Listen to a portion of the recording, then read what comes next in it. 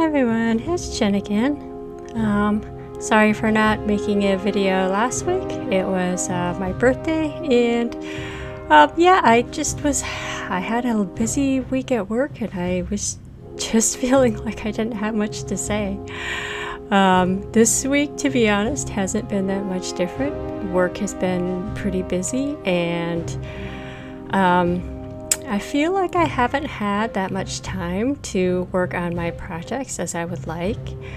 But when I look back at the last couple weeks, I have made a sizable chunk of progress just by kind of getting in a few minutes here and there, maybe an hour a day, and that really does make a difference.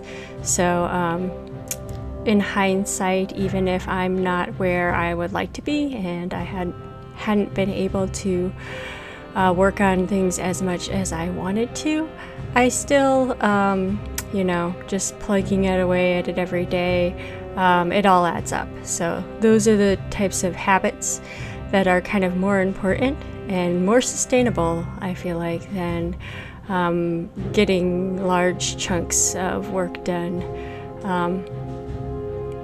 At least that's how I kind of approach my project development. So this week I was working on some card art animation, which I haven't done in I don't know, maybe a year or something. I haven't done any new card art because I didn't have any new characters to introduce to the story, which now I do. So this character's name is Asher, and I'm glad that I've kept my lines, shading, and process for making these card arts as simple as possible, because I kind of foresaw the possibility of having to go back like a year later and try to replicate the process. So thankfully it wasn't too hard, because again, I used one standard brush. I used a standard width. For the line art, I kept the shadows minimal to just kind of like one multiply layer, and then I think the the most detail I did was just a tiny bit of airbrushing on top of the hair. That honestly, if I was making these sprites today, I probably wouldn't have bothered with that. So just trying to keep the style a little bit consistent. You see I'm working here in Anime Effects, and that is a vector animation program. It feels a little bit strange working in this program, again, because I haven't worked in it in probably like a year, because I've been doing all my animating in Procreate Dreams these days with the frame-by-frame style of more frame-by-frame individual, like unique drawing style kind of animation. And so going back to this kind of more like puppeting, it felt a little bit strange, and I had an issue with like Photoshop file compatibility with their like newest version, I think, of like their 2024 software. And because Anime Effects is like a free program that is not very well documented, I had no really way of like figuring out like why the file wasn't compatible, and my only option was to just kind of like use a rig that had like a 2022 version of Photoshop that worked just fine. So I don't really know what that was all about. I think there might have been some like new parameter in Photoshop that was like asking me if I wanted to have like max compatibility on, and because like the other computer that has like 2024 version of Photoshop on it is a shared computer, like maybe somebody had toggled that off. I don't really know, but it was it was a bit frustrating, and it just kind of made me realize that probably in my future workflow I probably shouldn't rely on like free not really developed, what's the word, like to my knowledge, Anime Effects is no longer like being supported or developed, and again, there's not really any good documentation on it, so I probably shouldn't rely on it so heavily for like any of my processes in the future. I probably should just stick to like Procreate or something. I don't know. We'll see. We'll see where things go from here, because I do kind of hope to finish the Arcane Dice Wars project by the end of the year, or at least be kind of at the epilogues by the end of the year. So that's my long-term goal. My short-term goals are to get a chapter done, or a mission done a month. So currently I have 11 total missions for the base Arcane Dice Wars game, which is about double the size of like the little offshoot game of Villain's Heart. And some of the chapters or missions are going to be longer than others, so hopefully that will give me a little bit of breathing room if I'm having a rough month, or if life just starts like getting in the way with some kind of unpredictable events. But I feel like it's probably very sustainable, considering how much of the game, just like kind of framework, I guess, is in place, that I just really have to just create a few new art assets per chapter, like maybe a new sprite, a new animated sequence, a couple new backgrounds or something. And then usually it's just a lot of scripting, a lot of story, a lot of dialogue, and maybe I'll have a couple new maps to make for like exploration maps and stuff. But yeah, that shouldn't be too bad. It's really the writing that takes me the longest. Even doing the animated sequences, it's just a couple days, and yeah, the Bond conversations alone will take me a couple days. So that's not even factoring in like the main storyline. So yeah, that's sort of where my life has been. It's really cold this week. I think it's like -6 degrees outside right now, and that's just the actual temperature. The weather forecast says that it feels like -30 degrees, so yeah, it's cold out there. I'm thankful that I don't have to go anywhere today. If I didn't have to go to work on Monday, then I certainly would stay indoors as much as possible. So I hope everyone else is like comfortable and safe. And I feel like I had something else I was gonna talk about, but I can't really remember. Oh yeah, now I remember. I want to thank everyone who subscribed for getting us to the 1,000 subscriber mark. Like, what? Why even? As I sit here in my t-shirt, my unwashed face and my unbrushed hair, yes, part of the reason why I'm so unkept and unscripted is because I wouldn't have the time or motivation to make videos otherwise, because it would just be too much work and it would take away from like my project development. But the other reason, like, that sounds a little bit more intentional, why I present to you my bare face all the time, is because there's so much curated appearance content out there already that I just feel like maybe people who look just the way I do could use a little bit more representation. That, and kind of the whole reason why I made my channel was to like kind of show that like, hey, I'm a middle-aged mom who just started doing game development, and I work full-time, and I'm just sort of like a not very interesting or unique person, in the sense that like I hope that people would be able to like realize that like, hey, if I could do these things, because I just have fun with it and I enjoy it and I want to do it, then like you should be able to do these things if that's something that you actually want to do. It's just, I guess we're just people. We're just this is what I look like, and this is what I do, and this is my life, and I don't think anything is like extraordinary about it. And particularly, I don't know, super difficult difficult about it, as in like it's gate kept in any way. I think that the most difficult part, at least when I listen to people and I think about like the course of my life, the things that held me back, the most difficult part about it is just like deciding that that's what you really want and that's what you're gonna do. Like, no more fear, no more like of the idea or mindset of like, oh, well, it'll just be a waste of time, or I can't do this, or I don't know how I'm gonna do this, or I don't have time to do this, or I don't have the energy to do this. I just say, no, this is what I want to do, and I'm gonna make time, and I'm gonna do it in a way that's like fun and enjoyable for me, and I'm going to, honestly, I'm just gonna kind of make it all about myself, which sounds like really horrible and selfish when I put it that way, and it goes against like so much of like what we're kind of like told in a lot of spaces about like making things marketable, keeping your audience in mind, you know, and those are all important tips if you're looking to like monetize or make a living off of these things.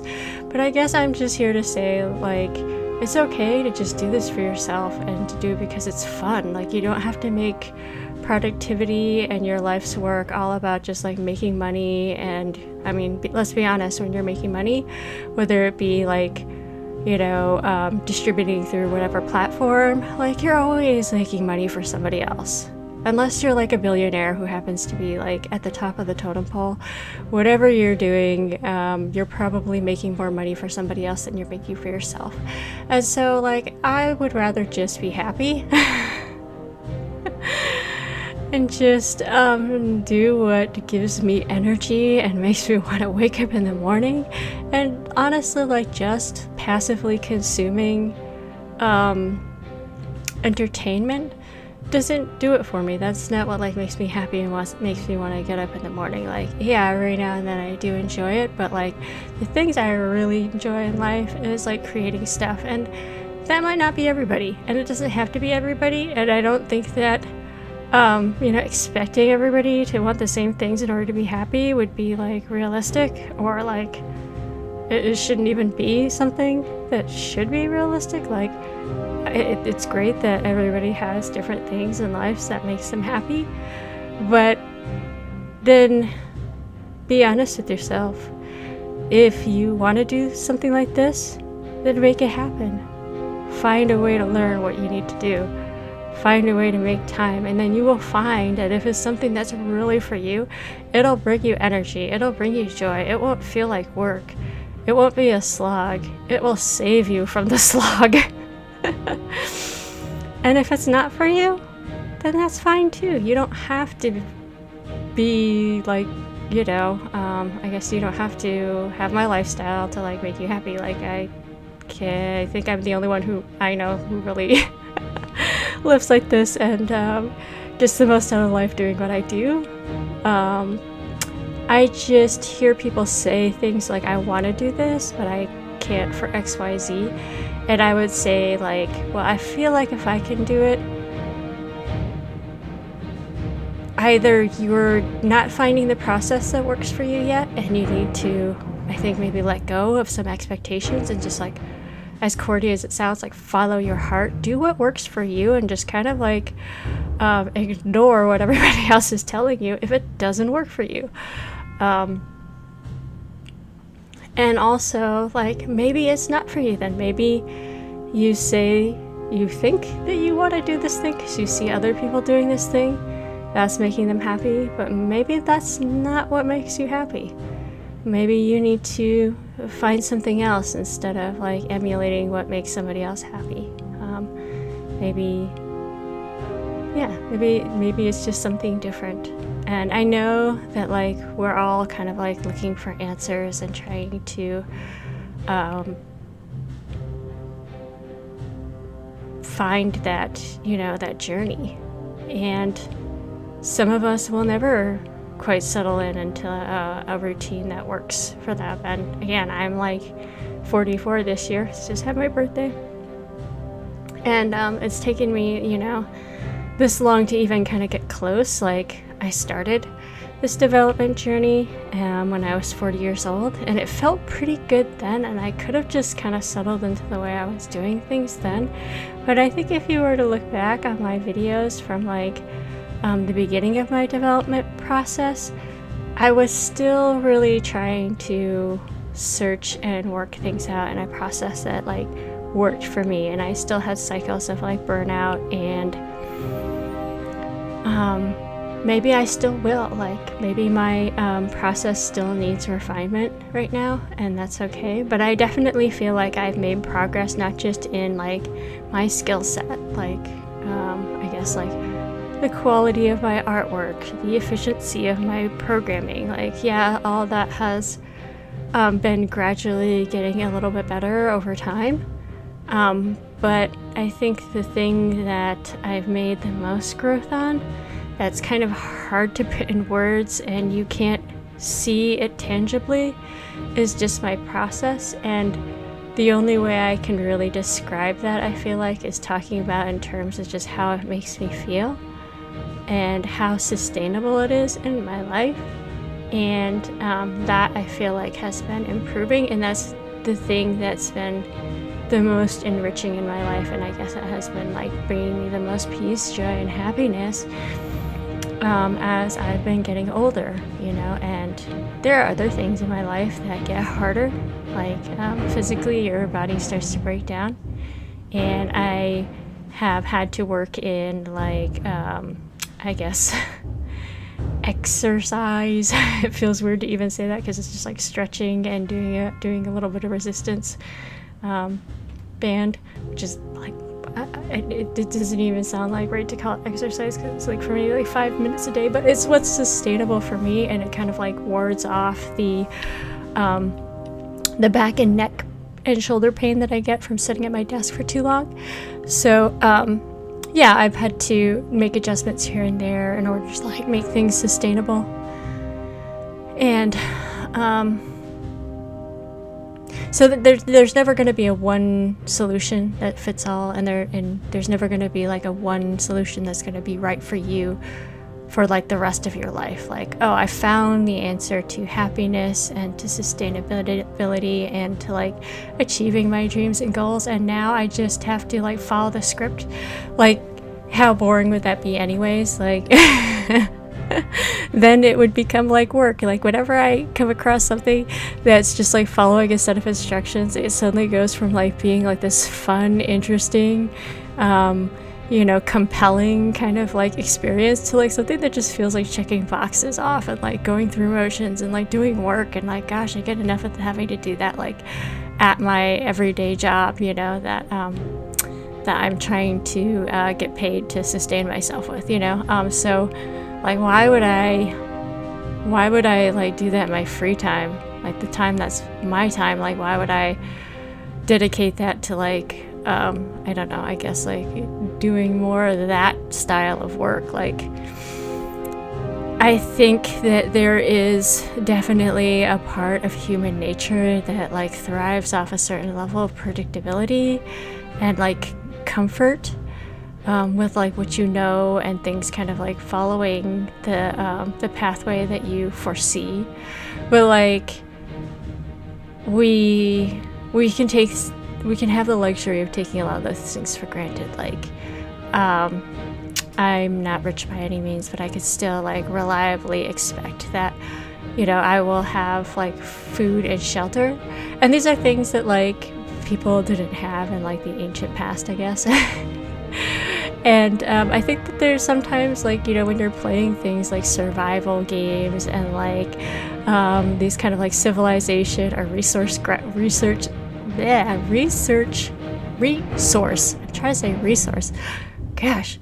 resource grinding kind of games, there's something that's like kind of like visceral and like disconnected that I feel like we almost romanticize, like the idea of having to struggle to survive, because like that aspect of life has become so predictable. And I feel like there was a time in my life where you know, I really took for granted just like being alive, because it was like, oh, here's another day that I gotta get up and I gotta go through these motions and do this thing. And it's just like, well, yeah, somebody can talk to me about gratitude until they turn blue in the face to say, like, oh, well, you should be happy that you have a roof over your head and clothes on your back and food on the table. But like, when those things become so predictable and mundane, and like you don't even really like imagine a future where that wouldn't be there, because you've never really had to like struggle with solving that problem. You could tell somebody, that that's in the realm of possibility, but they're not really gonna understand. They're not gonna feel it. And so like, either I can, I guess, starve myself and like put my family out of a home and like feel that struggle to like make me feel like I'm alive and I have challenges and interesting problems to solve every day. Or I can continue to take those resources for granted and find other stimulating challenges in my life that maybe aren't so life-threatening and cause actual like physical harm, unnecessary physical harm and risk to my child. So yeah, just something to think about, because I think especially when you're doing like these kind of creative projects, it's sort of easy to become out of touch with like being alive and like experiencing reality in the world, because you're so caught up in your kind of like created virtual fantastical like realities. But it's important to keep these things in mind if you want your stories and projects, I think, to be somewhat relatable. Like, art should have some reflection of reality. It can be very highly stylized, highly abstracted reality, but it still should be grounded in some sense of reality. And I think that being able to like be cognizant and present and experience living is like so really important to having like happiness and a sense of like appreciation for existing that isn't just manufactured because like people have told you that this is how you should feel.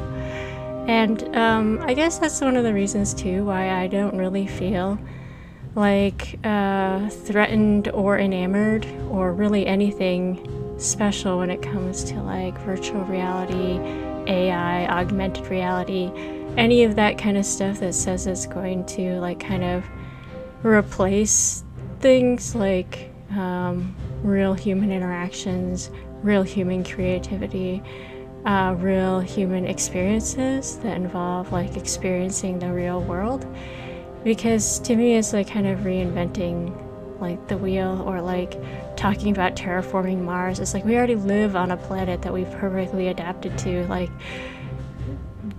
there's a certain point where like it's all just kind of about ego and pretense and not really about just living and experiencing and being human. And sometimes those things, I guess, of being human are kind of like nasty, and we want to like distance ourselves from like the grosser like kind of biological realities of like this meat sack that we exist in. But I'm just going all over the place. I guess this is what happens when I take a week off.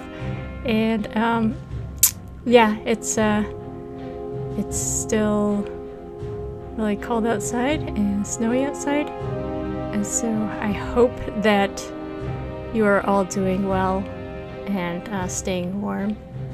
And I hope that if you're working on something, that you are prioritizing enjoying the process, because yeah, it is, I do believe that it is like a privilege to exist and experience all the wonderful and horrible reality that like that we're surrounded by. And I feel like doing this art and projects is a way of just like kind of like expressing those experiences that I have and connecting with people over shared experiences. At least that's what I hope to do. And finding kind of invigoration, meaning challenge, exploration in a world that has kind of modernized itself away from I guess more natural occurrences of these things.